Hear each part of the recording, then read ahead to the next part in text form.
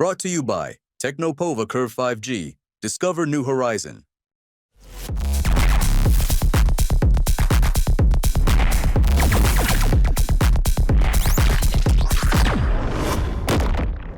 दिया कुमारी जी का बयान आया है कि महाराणा प्रताप ने अकबर को हराया है, यानी कि जो सीधा सीधा उन्होंने कहा है कि जो इतिहास है गलत पढ़ाया जा रहा है। जबकि G20 सम्मेलन की बुकलेट थी, उसमें अकबर को महान बताया गया था।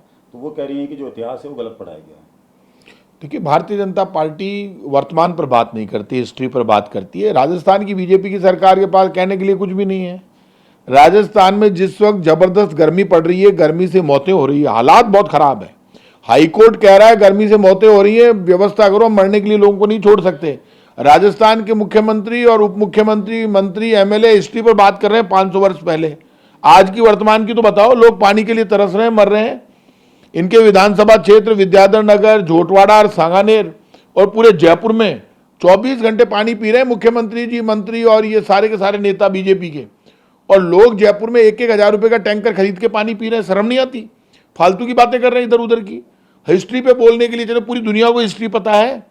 हल्दी घाटी में द ग्रेट महाराणा प्रताप जीते थे। स्वाभिमान, शौर्य, बलिदान के प्रतीक, हमारे सबके प्रेरणा स्रोत हैं। सबको पता है हल्दी घाटी में जीते थे। आपसे प्रमाण, आप दोगे क्या प्रमाण पत्र? लेकिन आप हिस्ट्री पढ़ लो पहले। आप हिस्ट्री की बात करते हो। पानी तो पिलाओ अपने विधानसभा क्षेत्र की जनता को। पानी तो मिल ही नहीं रहा है, गर्मी से मौतें हो रही है। बातें कर रहे हैं बड़ी बड़ी। अब क्या है, बीजेपी के पास कोई मुद्दा नहीं है।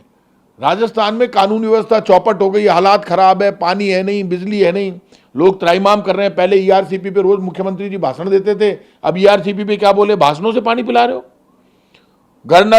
हर घर नल अभियान की बात करते हैं, पानी है ही को नहीं, पानी की हालत खराब है। आप मुझे ये बताइए, आप सिर्फ हिस्ट्री पर बात करना चाहते हो और आप कह रहे हो हम नई हिस्ट्री लिखेंगे। तो हमने मना किया है क्या? समृद्ध को नहीं दोष घुसाई। आपके पास हिंदुस्तान की सरकार है, पूरे देश की भारत सरकार किसके पास है? बीजेपी के पास। 11 वर्ष से बीजेपी का शासन है हिंदुस्तान में। हम मना कर रहे हैं क्या? आपको नई हिस्ट्री लिखनी है, लिख दो। आपके पास सरकार है, आप जो लिखोगे वही पढ़ छपेगी। तो 1.5 साल से क्या आप गट्टे खेल रहे हो? राजस्थान में 1.5 साल तो यहाँ हो गए, 11 साल भारत सरकार में हो गए। तो एनसीईआरटी की सारी पुस्तकें आप लिखते हो तो आप तो जचे जो लिखो। बीजेपी खुद की हिस्ट्री क्यों नहीं लिख देती? वो ज़्यादा ठीक रहेगा। भाई हमारी सरकार, हमारी हिस्ट्री, तो ये बता सकते हैं। कोई भी जो लिख देंगे वो मान लिया जाएगा। कौन मना कर रहा है इनके लिए? लेकिन ये कम से कम हिस्ट्री में बात करो तो आप इस बात को समझ लेना चाहिए।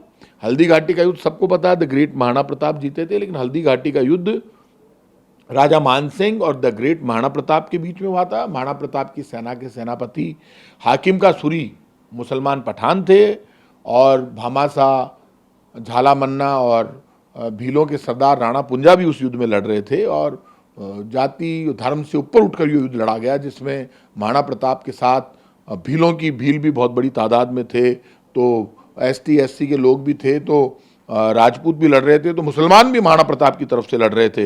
हाकिम का सूरी और पीर का पठान, जब हाकिम का सूरी युद्ध में मारा गया तो पीर का पठान को हिस्ट्री है ये बनाया गया। तो कम से कम जब ग्रेट महाराणा प्रताप का नाम लेते हो तो पीर का पठान और उनका भी नाम ले दिया करो। शर्म ही नहीं आती? अकबर हल्दी घाटी के युद्ध में लड़ने नहीं गए थे, राजा मान सिंह जी गए थे लड़ने के लिए युद्ध में। तो इसलिए कम से कम हम जब बोलते हैं, कभी मुख्यमंत्री जी बोलते हैं, अचानक बहुत महान बन जाते हैं इनके बीजेपी के नेता, मंत्री, मुख्यमंत्री जितने भी हैं, वो इतने भले बनकर बात करते हैं। और ठाकुर गोविंद देव जी के मंदिर के 100 करोड़ रुपए तो दे दो। वो याद नहीं आते कि आईफा में जो पैसे दिए थे, आज तक आईफा के ऊपर बीजेपी ने जवाब नहीं दिया। क्यों नहीं दिया? आईफा में ऐसी क्या चोरी कर ली बीजेपी ने? जवाब क्यों नहीं दे रहे? आईफा में 100 करोड़ रुपए क्यों दिए थे? आज तक नहीं बोली बीजेपी। गोविंद देव जी के 100 करोड़ रुपए क्यों ले लिए वापस? आज तक नहीं बताया। इस पे कोई बीजेपी का नेता नहीं बोलता। फालतू की बातें बोलते हैं बीजेपी का। तो हिस्ट्री तो हमको भी पता है भाई साहब, हिस्ट्री पे क्या बोलो। बताओ आईफा में पैसा बर्बाद क्यों किया 100 करोड़ रुपए, और गोविंद देव जी के 100 करोड़ रुपए अब तक वापस क्यों नहीं दिए? लेकिन ये जो कृषि राज्य मंत्री हैं, उनके गृह जिले में यहाँ के कैबिनेट मंत्री ने छापा मारा एक फैक्ट्री पे, और नकली खाद वहाँ से जो है उन्होंने बनाते हुए उन्होंने जो है बरामद की है। इसको लेकर क्या कहेंगे, क्योंकि खुद जो कैबिनेट मंत्री वहाँ पहुँचे हैं?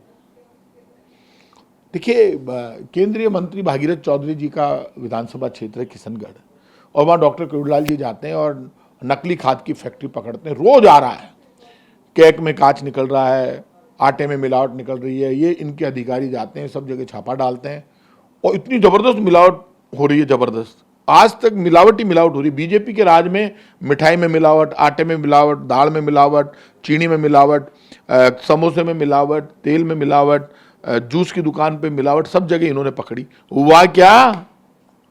और अधिकारियों की शिकायत एसीडी वालों ने कहा ये माल खा रहे हैं। पहले ही दुकानदारों को फोन कर देते हैं। बीजेपी के राज में 1.5 वर्ष से मिलावट हो रही है। मिलावट के अलावा कुछ हुआ है क्या? रिजल्ट क्या है? मेरे समझ में नहीं आ रहा हो क्या रहा है ये। तो ये जो बीजेपी का खेल चल रहा है ना, खाओ और खिलाओ, वो जबरदस्त चल रहा है। अब मिलावट रोकने के लिए कोई अभियान नहीं है। अब ये कितना रिजल्ट आता है देखते हैं। रोज दुकानों पे छापे पड़ रहे थे ना, 1.5 वर्ष में मार रहे हैं। वो अधिकारी कहाँ गए? वो छापे कहाँ गए?